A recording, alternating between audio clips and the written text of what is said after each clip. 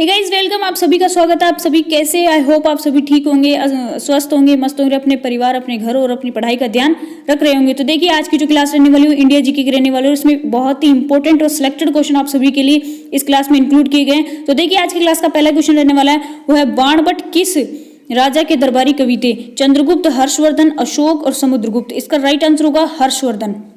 बाणभट्ट जो थे वो हर्षवर्धन जो राजा थे उसके दरबारी कवि थे। नेक्स्ट क्वेश्चन देखिए, बहुत ही सिलेक्टेड और इंपॉर्टेंट क्वेश्चन आप सभी के लिए रहने वाले हैं। निम्नलिखित में से कौन चंद्रगुप्त द्वितीय के 9 रत्नों में से एक थे? देखिए एक तो चंद्रगुप्त द्वितीय था जिसने अपने दरबार में 9 रत्नों को स्थान दिया था, और एक था अकबर। अकबर था जो कि एक मुगल शासक था, उसके दरबार में भी 9 रत्न क्या रहते थे? विद्यमान रहते थे। तो फिलहाल आपको पूछा कि निम्नलिखित में से कौन चंद्रगुप्त द्वितीय के 9 रत्नों में से एक है? तो उसका राइट आंसर होगा वो होगा आपके वराहमिहिर इसका राइट आंसर होगा। चलिए नेक्स्ट क्वेश्चन देखते हैं। इनमें से किसे भारत के नेपोलियन के नाम से जाना जाता है? मतलब इनमें से कौन है ऐसा जिसको भारत का नेपोलियन कहते हैं? तो इसका राइट आंसर होगा समुद्रगुप्त। समुद्रगुप्त को भारत का नेपोलियन कहते हैं। नेक्स्ट क्वेश्चन देखिए, बहुत ही सिलेक्टेड और इंपॉर्टेंट क्वेश्चन आप सभी के एग्जाम के लिए। ये आपके जो भी एग्जाम्स आ रहे हैं, चाहे इंडिया लेवल के एग्जाम्स हो, चाहे राजस्थान लेवल के एग्जाम्स हो, जैसे सीईटी करंट में आपके सीईटी की एग्जाम जो है 12th लेवल की वो फरवरी में कंडक्ट करवाई जाएगी, तो उसके लिए बहुत ही इंपॉर्टेंट क्लास रहने वाली है। राइट, तो इसके लिए आप क्या करेंगे, मेरी डेली बेसिस पे 2 क्लासें आती है, एक सुबह आती है और एक शाम आती है।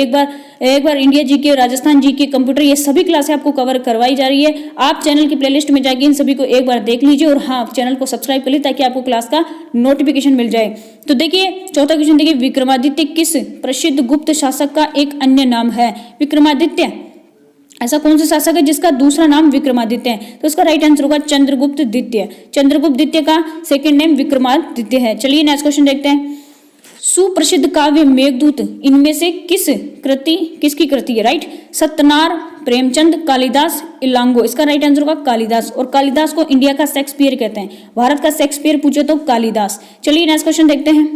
गुप्त साम्राज्य के निम्नलिखित राजाओं में से कौन एक अच्छा वीणा वादक था? चंद्रगुप्त, विक्रमादित्य, नहीं, समुद्रगुप्त। ये राइट आंसर होगा, ऑप्शन नंबर बी करेक्ट होगा। समुद्रगुप्त जो था वो आपके अच्छी वीणा वादक, वीणा मतलब बहुत अच्छी बजाता था, और हाँ इसके जो सिक्के थे उन पर इनकी जो मूर्ति थी वो भी वीणा वादन के रूप में ही लिपिबद्ध की गई थी। राइट, तो इसका राइट आंसर होगा ऑप्शन नंबर बी समुद्रगुप्त। चलिए नेक्स्ट क्वेश्चन देखते हैं। किस युग को प्राचीन भारत का स्वर्ण युग कहा जाता है? इसका राइट आंसर होगा गुप्त साम्राज्य की 4वीं शताब्दी जो थी, जिसमें समुद्रगुप्त राजा था, उसको भारत का स्वर्ग युग कहा जाता है, स्वर्ण युग कहा जाता है। चलिए नेक्स्ट क्वेश्चन देखते हैं, बहुत ही सिलेक्टेड और इंपॉर्टेंट क्वेश्चन आप सभी के लिए।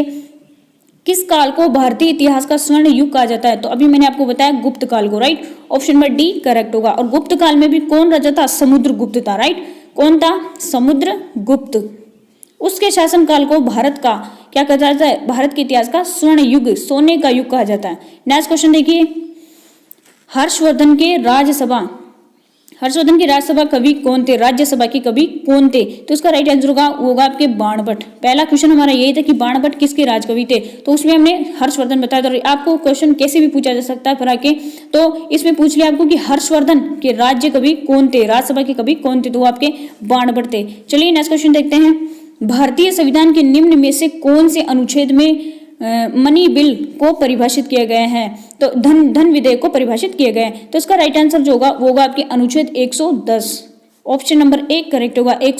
अनुच्छेद 110 जो है उसमें आपके मनी बिल अर्थात धन विधेयक को परिभाषित किया गया है कि धन विधेयक क्या होता है। चलिए नेक्स्ट क्वेश्चन देखते हैं। भारतीय संविधान के किन अनुच्छेदों के अंतर्गत समानता के अधिकार का उल्लेख किया गया है? तो इसका राइट आंसर होगा वो आपकी 14 से 18 आर्टिकल्स में अंतर्गत समानता के अधिकार को परिभाषित किया गया है। चलिए नेक्स्ट क्वेश्चन देखते हैं।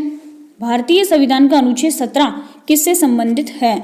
अनुच्छेद 17 में आप मतलब ये बताना कि अनुच्छेद 17 में आपके क्या उल्लेखित किया गया है? राइट, तो इसका राइट आंसर जो होगा वो देखिए, अस्पृश्यता का उन्मूलन। अस्पृश्यता मतलब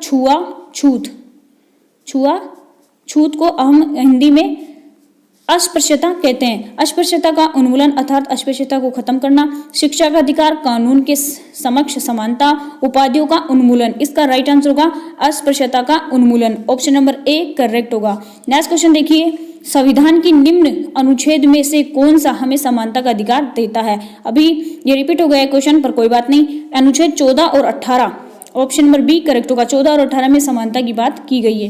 नेक्स्ट क्वेश्चन देखिए, आज की क्लास का लास्ट क्वेश्चन है, भारतीय संविधान के किस अनुच्छेद में यह निर्दिष्ट किया गया है कि राज्य ग्राम पंचायतों का संगठन करने के लिए कदम उठाएगा? तो इसका जो राइट आंसर होगा वो आप सभी कमेंट बॉक्स में देंगे। इसका आंसर मैं नहीं बताने वाली हूँ, क्योंकि आपको कमेंट बॉक्स में इसका आंसर देना है। और हाँ, बाकी जितने भी क्वेश्चन करवाए उसमें आपके कितने सही हुए वो भी आपको कमेंट बॉक्स में जरूर लिखना है। और हाँ, इसका आंसर तो आपको जरूर देना, ताकि मुझे पता चले कि आपकी तैयारी कैसी चल रही है। और अगर मान लीजिए आपने इस क्वेश्चन का आंसर दे दिया सही, तो मान के चलिए कि आपकी तैयारी बहुत ही बोल्ड तरीके से चल रही है। तो अगली क्लास का वेट कीजिएगा। इसमें यहीं तक। जय हिंद, जय भारत, वंदे मातरम।